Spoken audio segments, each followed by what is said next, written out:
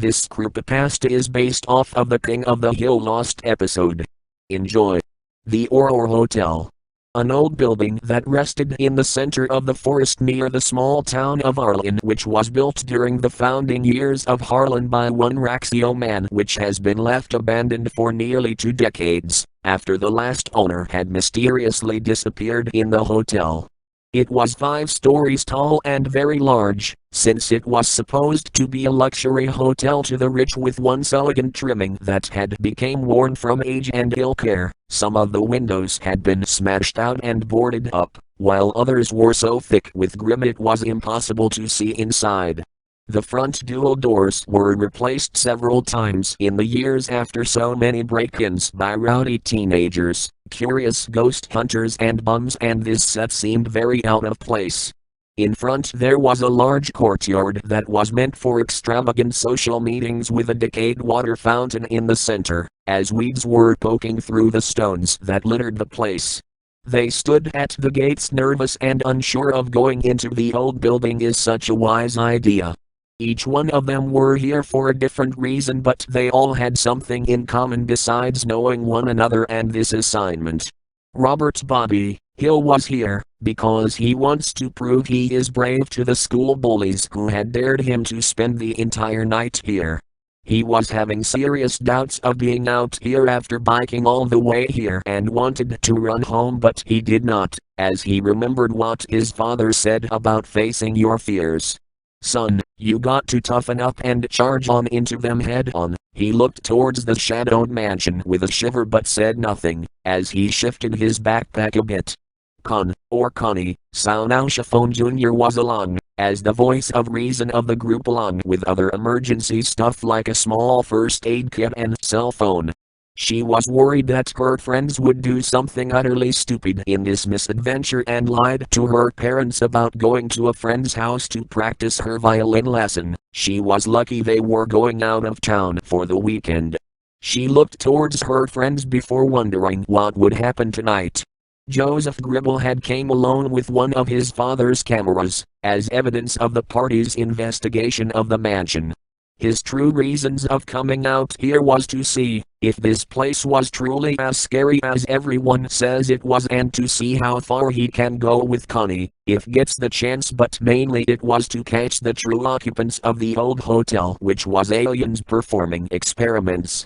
He lifted the camera towards the others, then the building.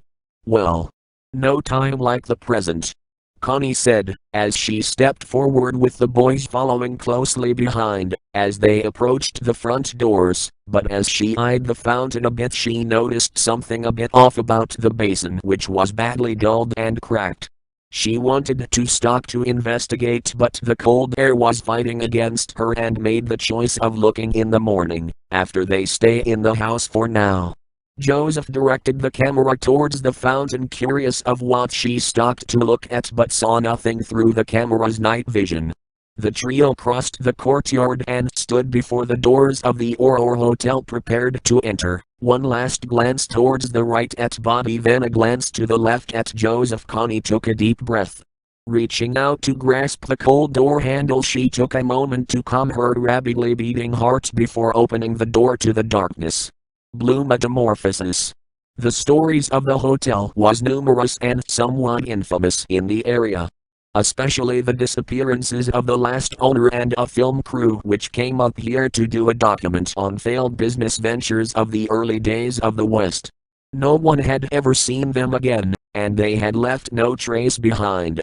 Bobby turned on his flashlight and stood behind his friends, as they looked around the room after shutting the door to keep the cold air out. He could not tell if the chill was from the outside or the atmosphere. The light from the flashlight revealed a little bit of the room, as they carefully moved around. Joseph had the advantage of the night vision and saw some things like the checkered floor tiles and the furniture covered by some cloths and nothing else of interest. Connie, on the other hand, was standing before a set of elevator door, a bit confused, wondering why they would be here, as they looked too new to belong in the original design of the building's time frame. She figured it could have been added much later, one like the doors and other additions of the hotel. The lights came on, causing the party to be temporarily blinded by the sudden flooding of brightness. Oh man. Maybe that was not a good idea, Bobby said, as she rubbed his sore eyes and blinked a bit, until he stopped seeing spots. That hurt, Joseph complained after pulling the camera away after the bright flash. He opened his eyes to a large yellowish spot hovering about in his vision, which he kind of found a bit cool. It was slowly fading away, until he could see clearly again. Next time you are going to turn on the lights, try to warn us first, Connie complained, as she was a bit disoriented for the time being. What ya find, Bobby? Joseph asked, as he and Connie saw the light pour into the dark hallway but stopped when they saw the room. It was very glamorous, with vermilion carpeting and expensive bedding that looked just prepared this morning, with the exception of the dusty on them. The window was covered by heavy drapes. Bobby wanders over to the bed to check to see how comfortable it was, as he fell back onto it, which caused a large dust cloud to rise up and cause everyone to cough for a short moment of time, but he did not care, as it was one of the most comfortable beds he had ever encountered in his life. I am never going to leave this bed, even if you paid me, he said in a dreamlike tone. Come on, Bobby, we have enough time to sleep, Connie said, as she nudged her friend a bit, as she did not want to be alone with Joseph in this large house. I'll give you half of my lunch if you come with us through the rest of the house, she offered, which made Bobby just stirred a bit, as he looked at them with droopy eyes. I think it might be better to have a little nap before going around looking would be a good idea. Bobby yawned, as he rolled onto his side. We had a long bike ride here, Connie sighed, as she heard Bobby beginning to snore, and turned to Joseph with a shrug. She wanted to look through the house some more, but she did not want to leave Bobby alone. Joseph wondered if he should make his move soon. When they left, Connie noticed the nervous twitch he usually had when he was planning something and glared towards him. Needless to say, that was a mood killer. We will look out on the rest of the floor until Bobby gets up. Connie slowly closed the door behind her as she and Joseph stepped into the hallway, plunging everything into darkness. He was outside. His body left somewhat loose and disconnected from itself as he looked around his environment, which he found strange. When he went to bed, he was in a musty old room in a somewhat run-down old hotel, but now he was standing in the center of a courtyard filled with black lilies and a very beautiful marble fountain that flowed with a red liquid he could not, or did not, want to identify. Behind the fountain he could see a large building that might have been 4 or 5 stories tall. It was severely dilapidated, so it was hard to tell, but he could see all of the windows were broken out, yet there was darkness that sealed away the sight from the viewer. The front doors, which were metal and black, were wide open, but beyond it he could not see it.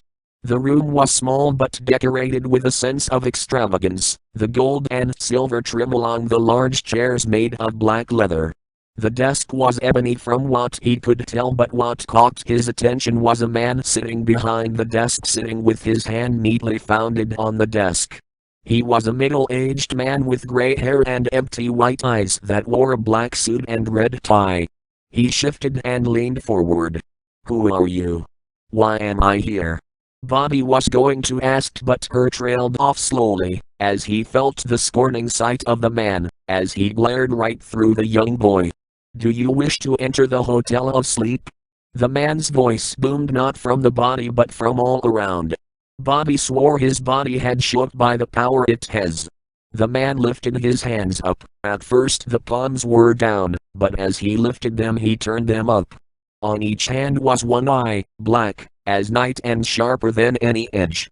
Give up your soul to the Uyura Iyashiki. Bobby woken up. His body was numb and cold, but he thought it was the house, as he slowly slid out of the bed. When he looked around the room to find that his friends were not around, stepping out into the hallway he found that he was all by himself.